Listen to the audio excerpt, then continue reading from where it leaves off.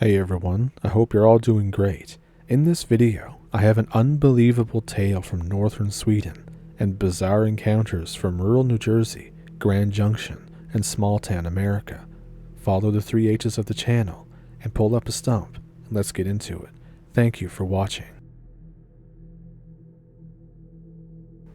This whole thing happened when I was 25 years old.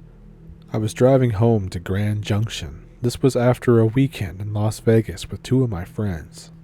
We were driving the first half of the journey in the late afternoon, stopping around 7 p.m. at a McDonald's before heading out for the last 5 hours of the drive. The second half of the drive is east along Route 70 in Utah. Anyone who's driven this bit of highway will be able to tell you how quiet and barren it is. There's several stretches where you're driving over 100 miles without so much as a gas station. It's almost all desert, scrub brush, dry riverbeds, and tumbleweed. The occasional farmhouse or ranch buildings pop up every now and again, but most of them are abandoned. About 2 hours into this drive, we're all really startled by a loud popping sound. I look around and I see nothing immediately wrong, before noticing a small chip in the front window. I'm thinking that it must have been a pebble that shot up from the road, but there was no car in front of us. Just seconds after this happens, another chip happens. I glance at my friends in the back seat. Both are on their phones, oblivious to what just happened. I call out to them to stop playing around in the back and check if they can see anything. I look in the rearview mirror again, and I see something very strange. Just a couple 100 yards behind us, a huge black cloud is billowing up off the ground. I can't make out any details though through the windows, so I pull over to the shoulder. It looks like it's coming right toward us. We stay inside the car until the cloud engulfs us, blocking out everything. It's pitch black, and we're all now trapped inside of the car. All I hear is a faint sobbing coming from the back seat, and then suddenly I feel a sharp pain across my neck, followed by total silence. Suddenly, I wake up lying on a bed. I'm in a hospital room. I'm later informed that we were found 30 feet down a bank at the side of the road by another driver. He pulled us all out of the car and dialed 911. Apparently, my friends also woke up screaming, which is why he didn't try to help. By the time the ambulance eventually arrived, the others had calmed down enough to tell them about the darkness. Given the fact that we're young and on the way back from Vegas, that we were drunk or drugged out and crashed on the highway. The doctors, though, said I passed out due to loss of oxygen to the brain and then developed a seizure when I came around. I don't remember anything else after the silence. My parents didn't say much. They kept asking me how much I had drank, but I couldn't even answer them. I didn't remember anything. There was just this awful, hollow feeling inside of me, like I knew something terrible had happened, and I couldn't shake this sense of dread. Me and my friends eventually spoke about the drive a few days later. One didn't remember anything and felt fairly relaxed about the situation, lucky to be okay. The second, however, really didn't want to talk too much about it. I told him about the cloud, and he just nodded, looking terrified without saying a word. I pushed him to remember anything that he could. He said only one thing to me, which will haunt me till the day I die. It wore you like a mask. I still think about that night every single day. I've never shared this with anyone, not even my girlfriend. It feels like it's eating away at me. I can feel it growing deeper and darker each day. I can't ignore the thought of being attacked by whatever my friend saw, whatever it was.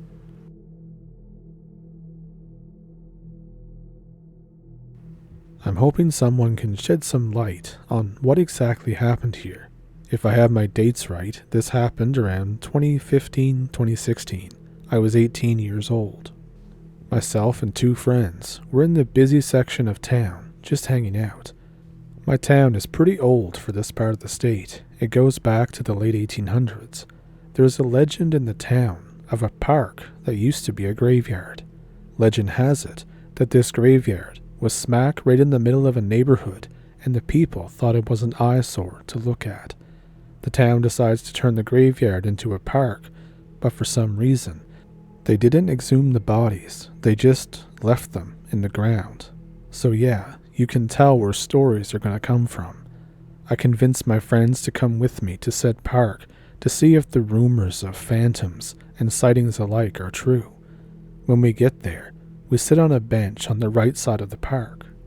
Now this park is split down the middle by a road, one side of it being lit by streetlights, and the other side is basically pitch black. We talk there and we have some laughs. So far, nothing's happening. We move to the other side and decide to sit there and see if something happens. We still sit pretty close to the lights because even though we want to see something, we're still a little scared. We talk some more, and then all of a sudden we notice that one of our friends is completely silent. And then he says, "Guys, what the hell is that?" I look in the direction of where he's pointing, but I can't see anything. He replies again, "Dude, what is that?" I look again, and if I strain my vision, I can see a figure. This figure is tall, taller than a house. It's in the shape of a candy cane, and it's pitch black. My heart begins racing because I can't believe what I'm seeing. Friend 2 can't see anything because he forgot his glasses at home. So it's just me and my friend sitting in silence, watching whatever this is.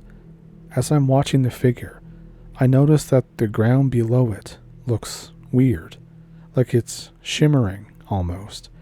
The best way I can describe it is when you're in the desert and you look off in the distance and the heat's so strong that the ground moves in waves.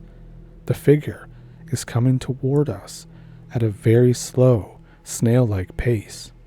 My friends and I decide to leave and just walk back to my house. As we're walking, one of my friends and I take glances behind us. My house isn't too far away, so we get there in good enough time. It feels like crisis averted. I get them to sleep over because they're still a little scared, and their houses are not exactly within walking distance.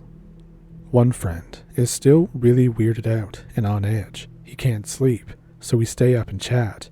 Friend 2 can't sleep because we're talking. As we're talking, we can hear this hissing noise that almost sounds like a cat, but not quite, and then my front gate rattles. One friend gets up and looks out the window and says, "What the hell was that?" I tell him it's just a cat to go back to bed. He says, "No, that's not a cat." The way he says it gives me pause. He then keeps his eyes out my window, looking at something for a few more seconds, and then just backs away from the window and goes and lays down on the opposite corner. The rest of the night, nothing happens. A few days later, I recall the incident with some of our other friends. The guy who had looked out my window and said he saw something that wasn't a cat was in this group as well. I asked him exactly what he saw. He got a little shy about it, and then he said that there was a tall black figure that looked like it had something on its head, almost in the shape of a pizza box. He went further by saying that it couldn't seem to get over the gate, or it couldn't seem to cross the gate. When I had told him that it was a cat, he said that he tried to accept it, just so he could go back to sleep. When I go home that night, I decide to examine the metal gate, and lo and behold, there's marks all over it, as if something was scratching at it. But the weird thing is, all the marks are 8 feet off the ground. The incident was brought up years later at a party, when my other friend claimed that when we were walking back to my house, off in the darkness, he could see a tall figure of some kind, just following us. He said he was too terrified to bring it up, so he decided not to. But he said that he lost sleep over it because it had deep, piercing eyes. Obviously, we haven't gone back to that park anymore because it seems like something tried to follow me home.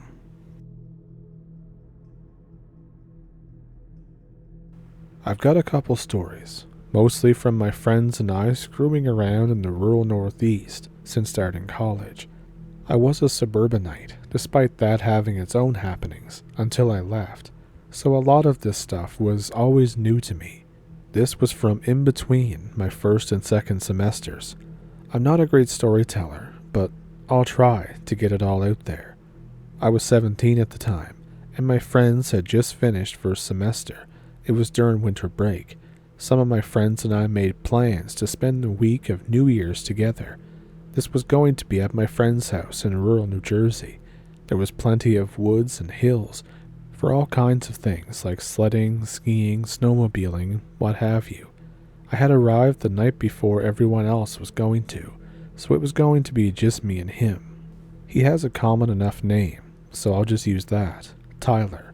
Something Tyler and I had done over the course of the fall season was make a habit of walking and driving around our region late into the morning, and just talking. Deformed sleep schedules and unresolved emotional trauma are powerful tools for friendship building. Anyway, it was maybe like 2 a.m., so we decided that we were gonna go out for a drive. I usually drove because I was the one with a car, but he had just bought a used Ford Bronco that he loved to drive, so I figured I'd let him drive us. We were about 2 hours into our drive, and we're a good hour or so from his house. We're driving forest roads that he wasn't familiar with.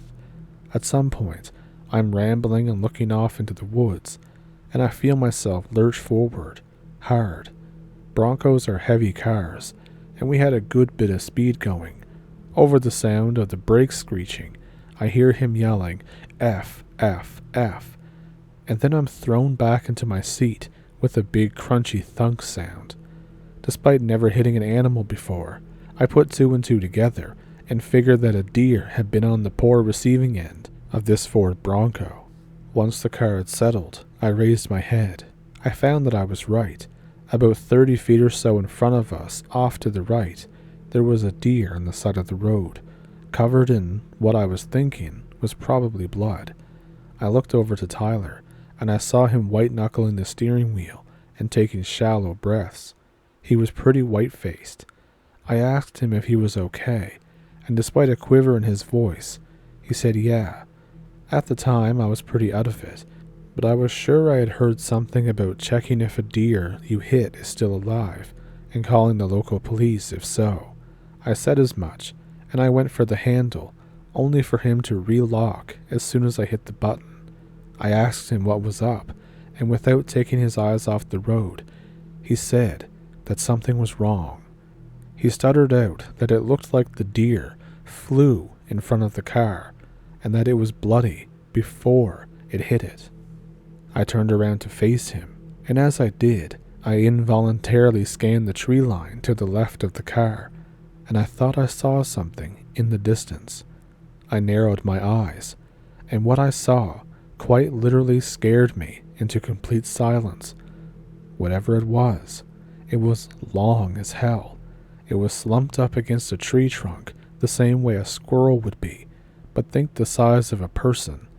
After my gaze settled on it, I saw that it was moving, breathing, in the same way that a dog would pant and their whole body moves. I was completely stunned, and after about 3 seconds of silence, Tyler, still not moving his gaze, says, "Do you see it too?" Another second, and he slams on the accelerator. We haul ass off. I see it react to the noise of the Bronco, and then I see it slither down the tree and back into the forest.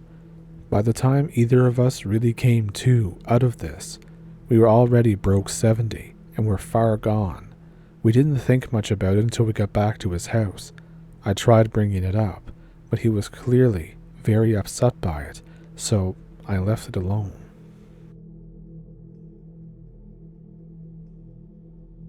All of what I'm about to tell you takes place in Lapland.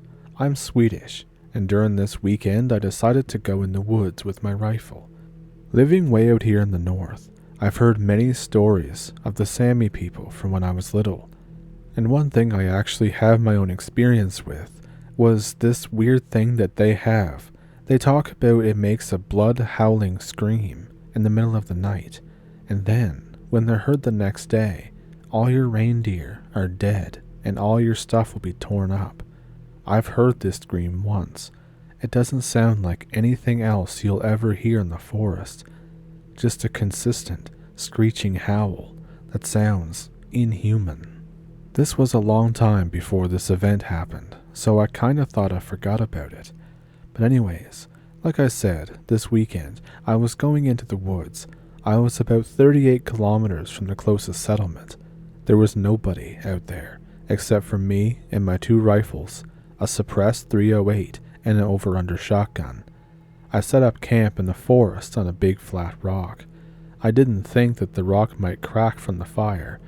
From my very first night out there, it's windy and rainy, and I hear a lot of noises, but I figured it was just the wind coming through the woods.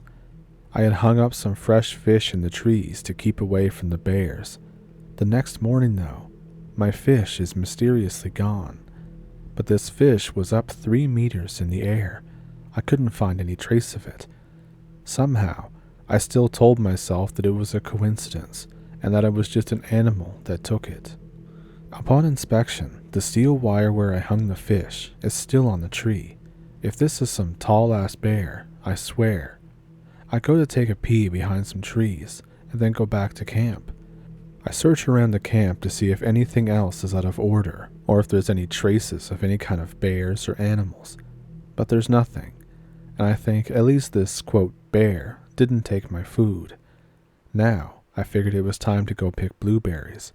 I go out with my rifle on my back and my blueberry holder thing in hand. I start seeing a lot of deer on the heuga. A heuga is where they have cut down trees for new ones to grow. It means cutting. But anyways, back to my food. I leave the blueberry holder thing on the ground. I follow the deer onto the heuga. I be on top of this big rock formation. I see a deer 150 meters away. It's a very far shot, but I do have a good side profile. I steady my rifle and take my shot. The deer walks for 10 meters and then drops. I go to leave my blueberries at camp. The blueberry holder thing is now tipped over. The blueberries are spilled out on the ground. I'm still thinking it's bears at this point, and I curse them out loud.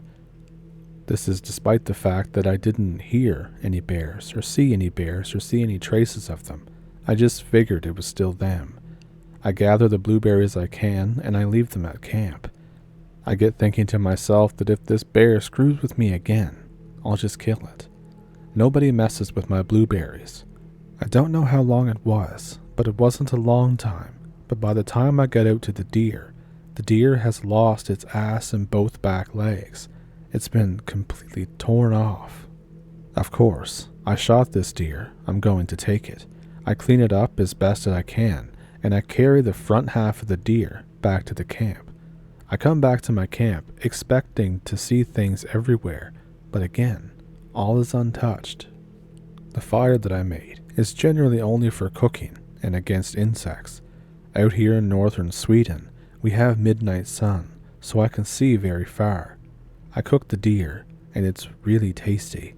I eat blueberries for dessert. Everything tastes better in the wild. I go to sleep and hang up the meat in a tree. I, however, wake up in the middle of the night. I smell a really weird smell, and this is when I realized it's my fart. I really had to go to the bathroom from all the deer and blueberries that I ate. So I grab my knife, and I go away from the camp to an open forest section where I can see all the fjall. Fjall is like an open area between mountains. It's a damn good view for a poop.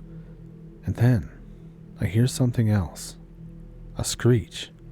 The same screech from when I was a kid. Everything comes rushing back. My blood turns to ice. I see something far, far away. It looks like Marin from Moomin, but nobody lives out here, and I'm thinking, what is this thing? It looks at me, or at least I think it did. I made the same howling noise back to it, or my best impersonation. This thing then goes Sonic the Hedgehog across the fjall, and I think, oh God, what did I do? I go back to my tent. I sleep with a loaded shotgun. But nothing happened. I wake up in the morning, and it didn't grab my meat this time. I'm figuring that I scared it off. But as soon as I get out of my tent, I feel watched. And at this point, I can't exactly back down, and I can't exactly run home. I'm so far out here. I get the thought that either I will kill this thing, or it's going to kill me. I see scratch marks on a nearby tree.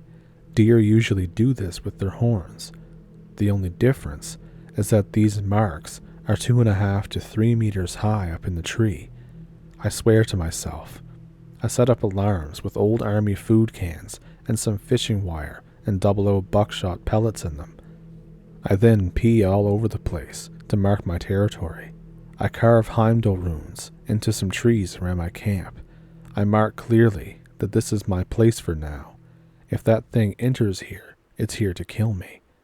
I go back to pick more blueberries. Moomin the monster or not, I love blueberries. But now, I see no trace of this thing. I feel proud of myself, thinking that I've successfully warded this thing off. I load my .308 with those green tip meme ammo rounds that I call zombie killers. It looks badass, and I feel like a badass with it. I put ash on the suppressor.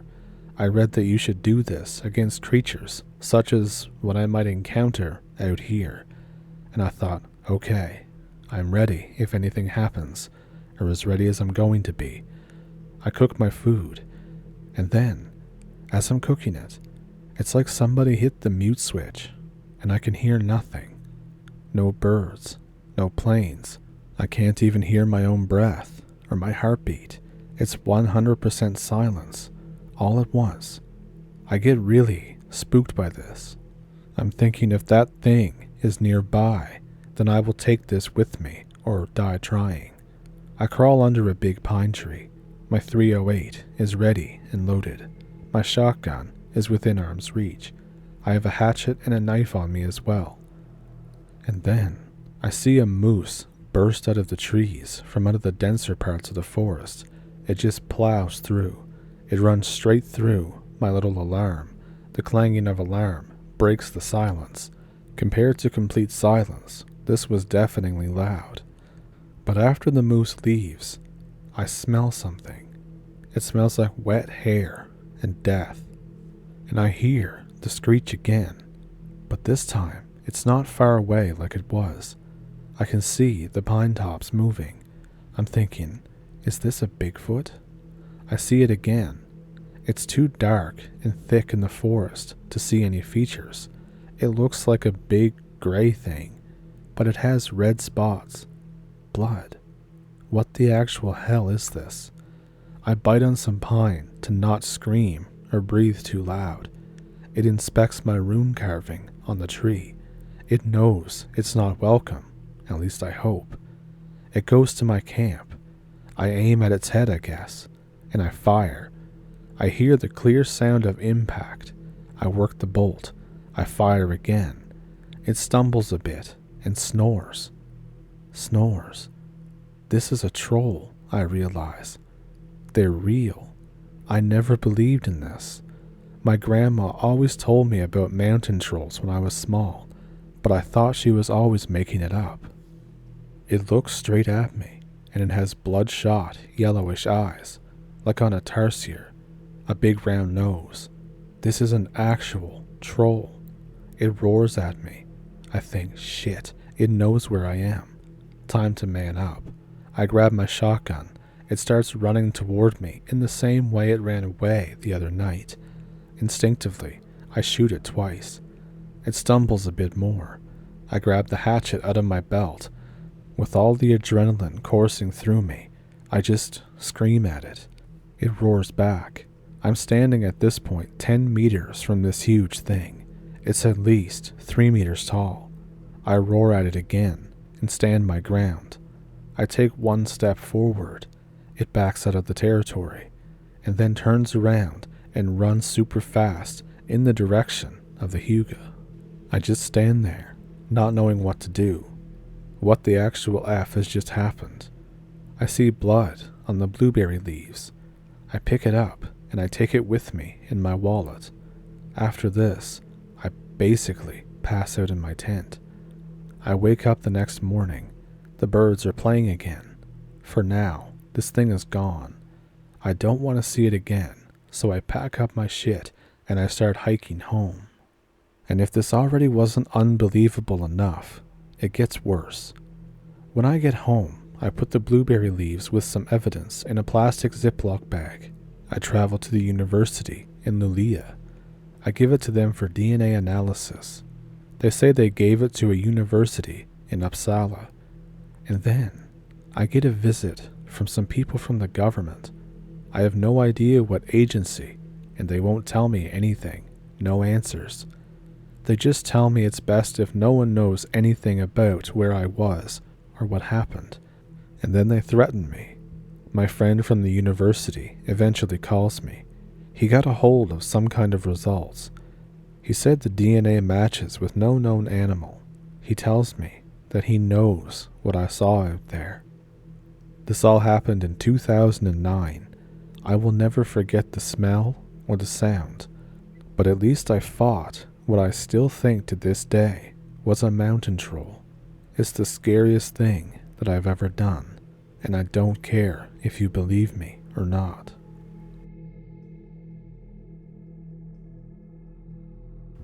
Those were some insane encounters. What do you think about the mountain troll that was found in northern Sweden? What do you think happened to the group in Grand Junction? And what do you think followed them home in small-town America? And what exactly do you think was just inside the tree line in rural New Jersey, especially something that could throw a full-grown deer? Let me know down in the comments. If you have a story of your own that you'd like to send in, I have an email in the description below. If you would like to support the channel a little bit further, there's memberships, super thanks, a PayPal, and a Patreon that you can all do if you'd like to. And also, there's a new hype feature that some people have on YouTube. I think it's still in its beta phase, but some people do have it. And if you were to use a hype feature on one of my videos, I would be eternally grateful for it. I think it helps the channel get noticed that much more. And with all of that, I hope you enjoyed the video. I hope you like and subscribe if you haven't already. And I thank you for pulling up a stump. I'll see you in the next one.